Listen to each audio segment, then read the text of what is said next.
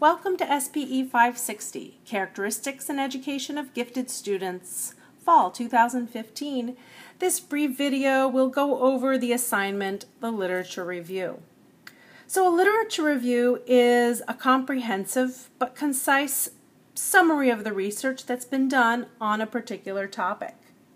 The emphasis, however, is on integrating and interpreting the primary research articles that are available on your topic.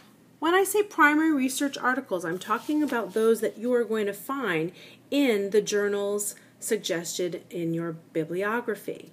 These journals are going to be those that have articles gathering data and what we would consider primary research, the authors of which end up often writing chapters on the topic in major textbooks. So your textbook is a great place to start. If you go through the major chapters and see who the authors are on those topics, that'll be a great way to find articles that you know would be considered primary research. Literature reviews are often assigned in graduate school, and I want to make sure that everyone understands that the purpose of the literature review is to paint a picture of what the field's collective knowledge is on this topic at this moment in time. To kind of paint a picture and also at the same time highlight where further research may be needed. Now, students often struggle with the format. It's difficult when you're new to a topic and you're new to research to be able to really interrogate, evaluate, synthesize information across articles that you find. But remember that literature reviews are not summaries of the articles. We're really going to use the literature review to critically analyze the research that's out there, the recent research, and the existing research on your topic.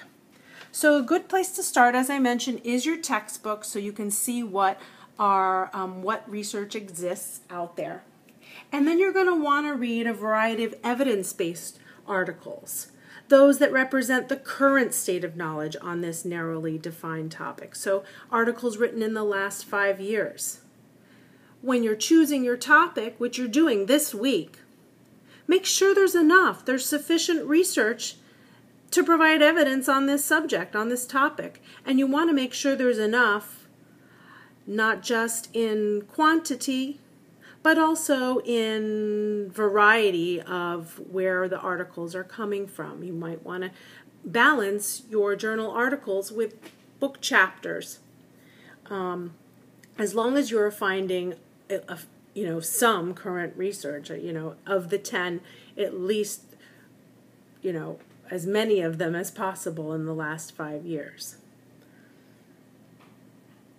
Start, once you've gathered those articles, to try to organize them not just around the topic itself, but any subtopics. So maybe even physically have them all printed out.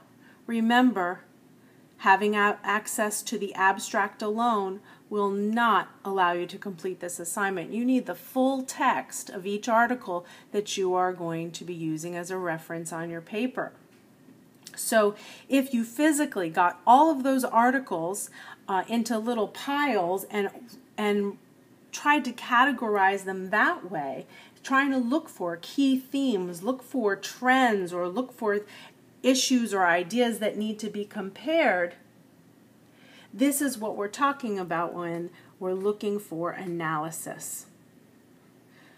You're going to want to also emphasize where the present research fits in with previous theories and studies, perhaps those authors mentioned in your textbook, or those even who are the authors of the chapters. Remember that a literature review is not simply an individual summary of each and every article that you encounter on a topic.